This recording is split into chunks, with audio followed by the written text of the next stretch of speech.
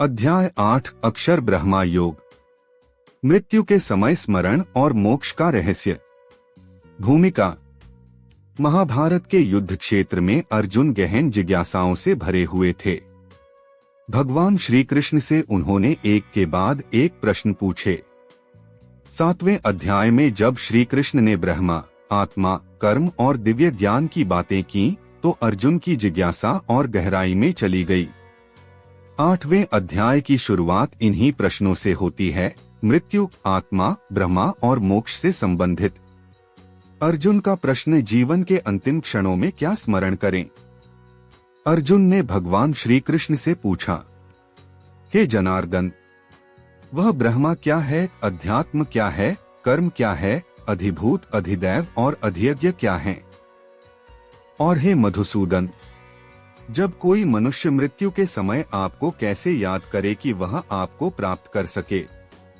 यह प्रश्न केवल अर्जुन का नहीं था, यह हर आत्मा का प्रश्न है। हम सभी जानना चाहते हैं कि मृत्यु के समय कैसे मुक्त हुआ जाए, क्या स्मरण करना चाहिए और भगवान को कैसे पाया जा सकता है। भगवान श्री कृष्ण का उत्तर, ब्रह्मा, अध्यात्म और कर्म का रहस्य। भगवान श्री कृष्ण ने उत्तर दिया, ब्रह्मा वह परम अक्षर है जो नाशरहित है, सनातन है। अध्यात्म वह आत्मा है जो शरीर में स्थित है। कर्म वह क्रिया है जिससे जीव उत्पन्न होता है और संसार के चक्र में प्रवेश करता है। श्री कृष्ण समझाते हैं कि अधिभूत समस्त नश्वर भौतिक वस्तुएं हैं, अधिदैव देवता या ब्रह्मांडीय शक्तियां हैं और अधियज्ञ स्वयं श्री कृष्ण हैं जो सभी यज्ञों के अधिष्ठाता हैं, सभी बलिदानों के केंद्र हैं। मृत्यु का अंतिम क्षण, आत्मा की परीक्षा। भगवान कहते हैं, जो मनुष्य अंतिम क्षणों में मुझे स्मरण करता है वह निश्चय ही मुझे ही प्राप्त होता है। यह वाक्य संपूर्ण अध्याय का सार है। श्री कृष्ण अर्जुन को बताते हैं कि अंतिम क्षण में जो जैसा स्मरण करता है वैसा ही फल उसे प्राप्त होता है। मृत्यु के समय यदि किसी के मन में भगवान की भक्ति है तो वह मोक्ष को प्राप्त करता है।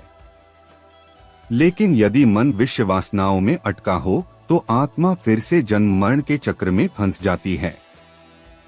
योगी का मार्ग, मृत्यु के पार। श्री कृष्ण एक विशेष प्रकार के योग का वर्णन करते हैं जिसे अंतःस्मरण योग कहा जा सकता है। इसमें एक साधक जीवन भर अभ्यास करता है कि उसका चित्त एकाग्र हो जाए।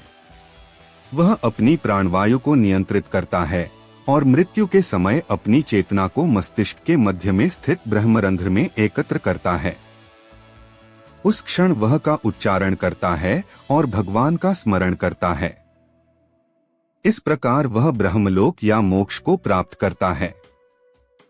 इतेकाक्षरं ब्रह्मा, यह ही ब्रह्मा है। भगवान कहते हैं, जो पुरुष मृत्यु के समय एकाग्रचित्त होकर का उच्चारण करते हुए मुझे स्मरण करता हुआ शरीर का त्याग करता है वह मुझे प्राप्त करता है। 2 मार्ग, शुक्ल मार्ग और कृष्ण मार्ग। भगवान श्री कृष्ण 2 प्रमुख मार्गों का भी वर्णन करते हैं। एक, शुक्ल मार्ग, प्रकाश मार्ग। जब आत्मा ब्रह्म मुहूर्त, उत्तरायण या शुभ समय में शरीर छोड़ती है, यह मार्ग उसे मोक्ष की ओर ले जाता है। यह मार्ग प्रकाश, अग्नि, दिन के प्रतीकों से जुड़ा है। आत्मा फिर जन्म नहीं लेती। 2, कृष्ण मार्ग, अंधकार मार्ग। जब आत्मा रात्रि, दक्षिणायन या अज्ञान के समय में शरीर छोड़ती है, यह मार्ग पुनर्जन्म की ओर ले जाता है। यह मार्ग धुआं, रात्रि, अमावस्या आदि से जुड़ा है। लेकिन भगवान स्पष्ट करते हैं कि यह केवल समय का ही नहीं बल्कि मन स्थिति का भी संकेत है। जो मनुष्य ज्ञान और भक्ति से युक्त है वह चाहे किसी भी समय शरीर त्यागे, उसे मोक्ष मिल सकता है। जन्म मरण का चक्र और उससे मुक्ति। भगवान श्री कृष्ण समझाते हैं कि यह संसार एक अनादि चक्र है, जन्म, मृत्यु, पुनर्जन्म। वे कहते हैं, हे अर्जुन, यह संपूर्ण ब्रह्मांड बार बार उत्पन्न होता है और एक दिन में ब्रह्मा द्वारा पुनः लय को प्राप्त होता है। इस चक्र से वही निकल सकता है जो ब्रह्मा को जानता है, जो भगवान में स्थित है। जो इन रहस्यों को जान लेता है वह फिर संसार में वापस नहीं आता। भक्ति का महत्व।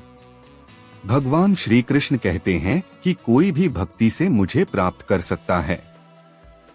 केवल वेदों का अध्ययन, यज्ञ, तप या कठोर योग ही आवश्यक नहीं है।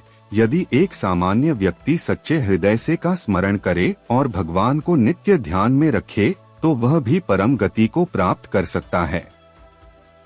हे अर्जुन, जो मुझे नित्य स्मरण करता है मैं उसका उद्धार करता हूँ। कथा संदर्भ राजा कुशध्वज की मुक्ति की कथा।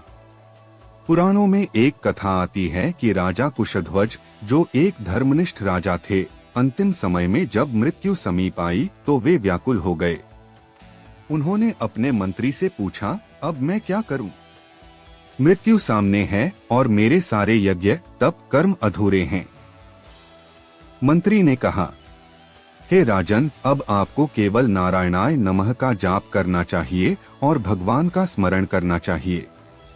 राजा ने आंखें बंद की, भगवान विष्णु की छवि मन में लाई और का स्मरण करते हुए प्राण त्याग दिए। कहा जाता है कि उन्हें उसी क्षण वैकुंठ धाम की प्राप्ति हुई। यह कथा हमें 8वें अध्याय की सीख को ही जीवंत करती है। मृत्यु के समय भगवान का स्मरण ही सबसे बड़ा साधन है। अध्याय 8 का सार। विषय संक्षेप में। ब्रह्मा परम सत्य, अक्षर, अविनाशी तत्व। अध्यात्म आत्मा या व्यक्ति का आध्यात्मिक स्वरूप। कर्म जन्म देने वाली क्रिया। अधिभूत सभी नश्वर भौतिक तत्व। अधिदैव देवता व ब्रह्मांडीय शक्तियां। अधियज्ञ श्री कृष्ण स्वयं। मृत्यु में स्मरण। अंतिम क्षण में भगवान को स्मरण करने वाला व्यक्ति मोक्ष प्राप्त करता है। 2 मार्ग, शुक्ल मार्ग मोक्ष, कृष्ण मार्ग पुनर्जन्म। अभ्यास ध्यान का जप, प्राण का नियंत्रण। निष्कर्ष सच्चे मन से भगवान का स्मरण करने वाला जन्म मरण के चक्र से मुक्त हो जाता है। उपसंहार। अर्जुन ने केवल युद्ध का मार्गदर्शन मांगा था, लेकिन श्री कृष्ण ने उसे जीवन, मृत्यु, आत्मा, ब्रह्मा और मोक्ष का सबसे महान ज्ञान दे दिया।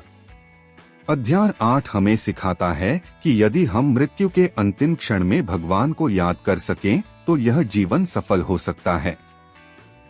लेकिन यह एक दिन में नहीं होता। इसके लिए नित्य अभ्यास, भक्ति और आत्मसंयम चाहिए। जो व्यक्ति जीवन भर भगवान का स्मरण करता है वही मृत्यु में भी उन्हें स्मरण कर सकता है।